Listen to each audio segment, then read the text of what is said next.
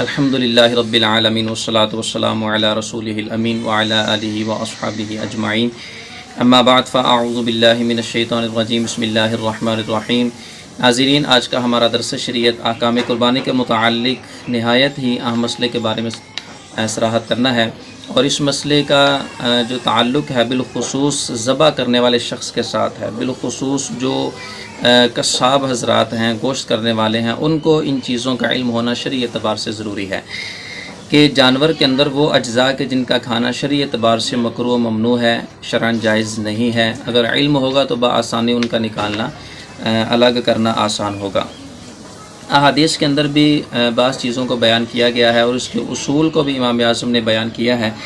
چنانچہ اس حوالے سے امام اعظم ابو حنیفہ رضی اللہ تعالی عنہ نے صراحت فرمایا کہ خون تو وہ نص قرآنی سے حرام ہے، اور باقی جتنی بھی چیزیں ہیں ان کو میں مکروہ سمجھتا ہوں، کیونکہ ان سے نفوس نفرت کرتے ہیں۔ جو سلیم الطبع لوگ ہوتے ہیں، سلیم الفطرت لوگ ہوتے ہیں، وہ اس سے گن کھاتے ہیں، اس سے نفرت کرتے ہیں، اور اللہ تعالیٰ نے قرآن میں صراحت کے ساتھ فرمایا وَيُحَرِّمُ عَلَيْهِمُ الْخَبَائِثَ کہ یہ نبی صلی اللہ علیہ وسلم ان پر سب گندی چیزیں حرام فرمائے گا۔ تو جس چیز کو طبیعت سلیمہ اچھا نہ سمجھے، اس کے کھانے سے گن کھائے، شرعی اعتبار سے وہ مکروہ ممنوع ہے۔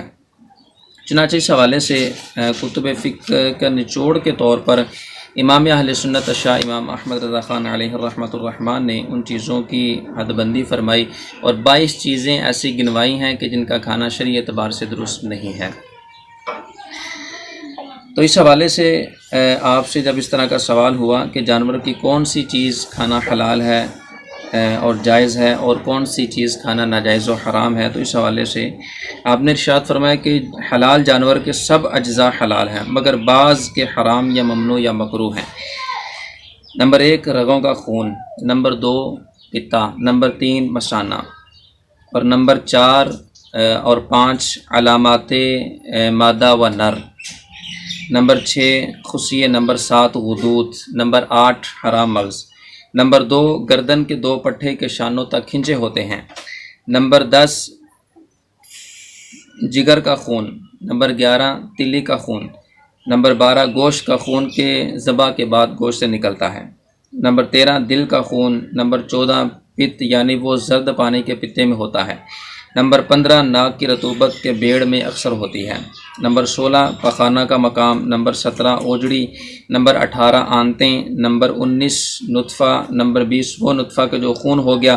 نمبر 21 وہ کہ جو گوشت کا لوتھڑا بن گیا، نمبر 22 وہ کہ پورا جانور بن گیا اور مردہ نکلا یا بے ذبح کے مر گیا۔ تو یہ 22 چیزیں ہیں جن کو امام اہل سنت نے فتاوی رضیہ شریف کے اندر صراحت کے ساتھ بیان کیا ہے۔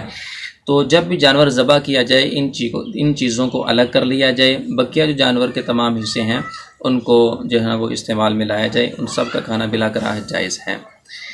اللہ تعالی ہم سب کو شریعت مطہرہ کے مطابق عمل کی توفیق عطا فرمائے، آمین بجاہ النبی الامین صلی اللہ علیہ وسلم۔